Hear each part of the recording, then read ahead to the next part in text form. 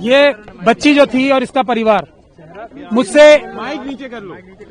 मुझसे ये रोज पूछ रहा था कि क्या अब हम अगले 5 मिनट जिंदा रहेंगे या नहीं रहेंगे।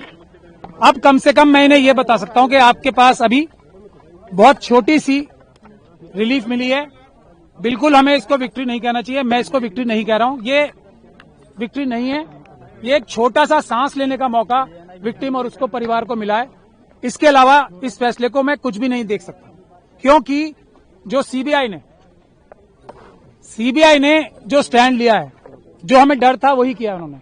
बहुत लिमिटेड पॉइंट पे स्टैंड लिया है उन्होंने, और जो हमारे सबसे मजबूत ग्राउंड थे उनको रेज ही नहीं किया, जो जजमेंट में भी मौजूद हैं। और अगर सीबीआई के पास तो हमारी रिटर्न सबमिशन भी मौजूद थी ना, जो हमने हाईकोर्ट में फाइल की थी, ना उन्होंने हमसे कंसल्ट किया ताकि हम उनकी पिटीशन बेहतर बनाने की कोशिश करते, ना उन्होंने हमें पार्टी बनाया, और कोशिश ये की कि हमें लास्ट मोमेंट तक उनकी जो एसएलपी फाइल है वो भी ना मिले।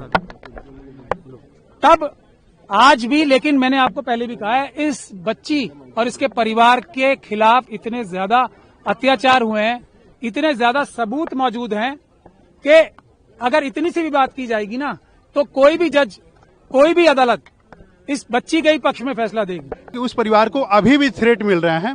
उसके जो चाचा हैं 9 साल से जेल से बाहर नहीं निकल पाए हैं, फर्जी केसेस में उनको फंसा के रखा गया है, उसके प्रॉपर्टी को हड़पने की कोशिश की जा रही है। दूसरी बात, आज सुबह में मेरी फोन आई उसके रिलेटिव का, जिसका मैं नाम डिस्क्लोज नहीं करना चाहूँगा। उसका माइनर बच्चा है, उसके स्कूल का जो एडमिशन है, उसमें जो 9th क्लास जो बोर्ड में रजिस्ट्रेशन होता है, वहाँ पर उन्होंने स्कूल वाले रजिस्ट्रेशन नहीं करने दे रहे हैं। अलग अलग उनके जो अपराधी है उसके एसोसिएट्स द्वारा इस परिवार को अलग अलग एंगल से परेशान करने की अभी भी कोशिश की जा रही है, और बाहर निकलना खतरा। कौन दे रहा है?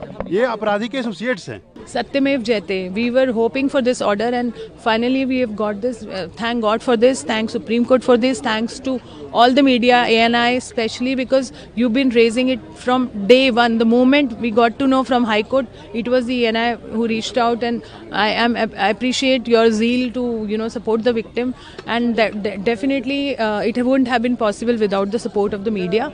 And Supreme Court has been very sensitive towards this. Whatever points I have got sitting outside, I think they have been very sensitive towards this case, and it is not only about this case, because this case was the very basic of justice. And I think justice, if we have received from here, it will give a message to the to all the daughters of the country that they can report their violence, and it will be taken to task. I think from what I've just heard that Sengar has been given 2 weeks to respond.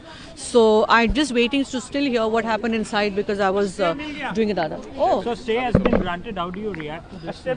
Well, I think we are hopeful now that things will move, and we're very hopeful that justice will be given to the Unnao victim.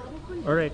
Hindi में बता दें कि जिस प्रकार से court ने stay दे दिया, उसको लेकर क्या उम्मीद की किरण, और हम चाहते हैं कि इस बच्ची को न्याय मिले, और अब लगता है कि उस राह में हम आगे बढ़ रहे हैं। दोबारा से कुलदीप को वापस से जेल भेज देना चाहिए, या क्या कुछ आपकी प्रतिक्रिया है? फांसी की सजा मिलनी चाहिए एक बलात्कारी को, ना ही कुलदीप सेंगर बट आगे भी पिछले केसेस में भी जो भी एक नया लॉ आना चाहिए जिसमें बलात्कारियों को कैपिटल पनिशमेंट मिलना चाहिए।